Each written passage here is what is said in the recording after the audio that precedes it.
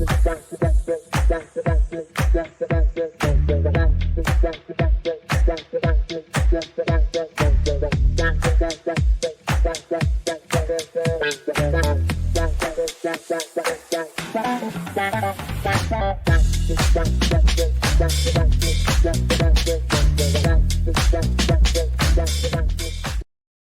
topic, as I stated, is the role of tumor suppressor gene in gastric cancer.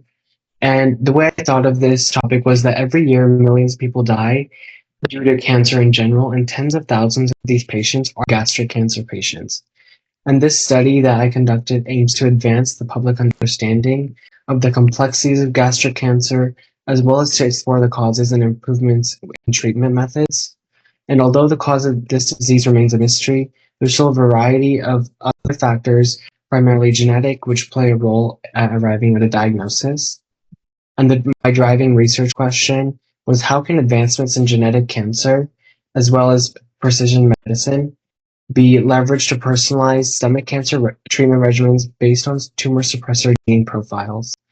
And the picture I've included kind of elaborates on how you can see the normal tissue that is in gastric cancer and how it evolves and eventually occurs in metastases of the cancer through the inactivation of tumor suppressor genes. And for a brief literature review, my primary two sections were genetic variations and targeted therapy. So transforming growth factor TGF-beta signaling is one of the most important tumor suppressor pathways involved in the development of gastric cancer. And special proteins called SMAD proteins serve as crucial components of TGF-beta signaling, and they promote the death of these epithelial cells, which allow for the metastases of gastric cancer. And ever since the initial report of this mutation of the P53 gene, more mutations have been discovered, as this has been the cause for more investigation into this disease. And targeted therapy, trastuzumab is an antibody or drug that's administered through IV, and it is typically added to many chemotherapy regimens, and it's composed of antibodies that recognize and attack foreign substances. It essentially helps your immune system to attack foreign invaders, and they attach to proteins on the cancer cells and basically stop them from functioning and reproducing. And for my methodology, this targeted therapy can be used to focus on genes, proteins, and overall tissues that contain the cancer growth and survival.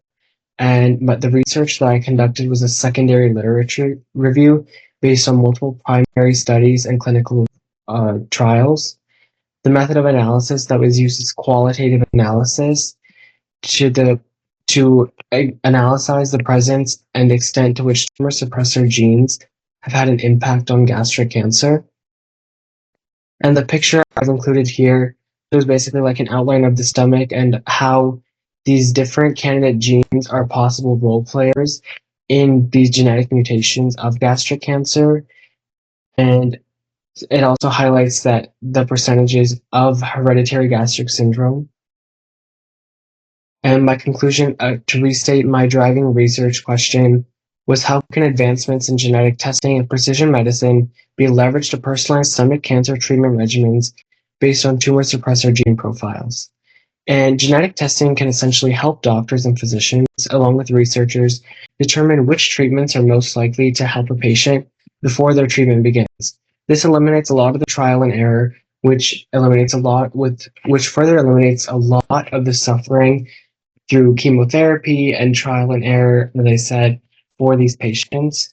And it uses molecular and biologic features to determine the most appropriate therapy in the most efficient manner. And my paper clearly outlines the different genes that play a role in tumor suppression, such as the HD1 or the P53 gene mutation. And I also discuss a lot of the different methods of targeted therapy, along with advancements that are currently being made. And some limitations that I found was a lot of the articles contradict other articles or themselves, actually, where they also have incomplete conclusions which lead to this. And so I chose to leave those out as part of my review to keep it unbiased and to ensure the most accurate information possible. And my research experience with gifted gabber has truly been amazing.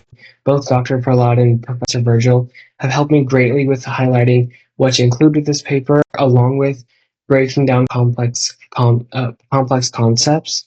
Professor Virgil specifically helped with highlighting what to include in the paper and how to be successful and efficient with your formatting and writing. Dr. Prahlad helped me add more information to my study. He was always looking for more articles I could use, and the one-on-one sessions with both were really helpful and gave me great constructive feedback on how I can make my work the best that it can be.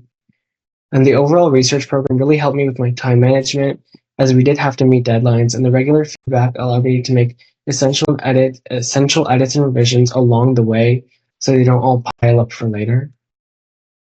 And thank you if anyone has any questions. Very good, Agastya. Excellent. You are, oh, my video. You are like that silent killer. You're calm, collected, but you're extremely driven. It's wonderful to see you blossom with your research. Dr. Prahlad, question for Agastya. Hi, good job, Agastya. And so a patient finds out from genetic testing that he or she has the susceptibility gene. Have you thought about any preventative measures that the patient can take? Did you research on that a little bit? So my research primarily focused on the genetic mutations. From what I analyzed, I didn't find any ways that you can prevent these mutations as they're primarily hereditary. So what I would try to look for the patient is genome mapping and see if there's a way that if physicians or researchers can specifically target that gene mutation and see if there's another way to route it or fix that. All right, great job. Thank you.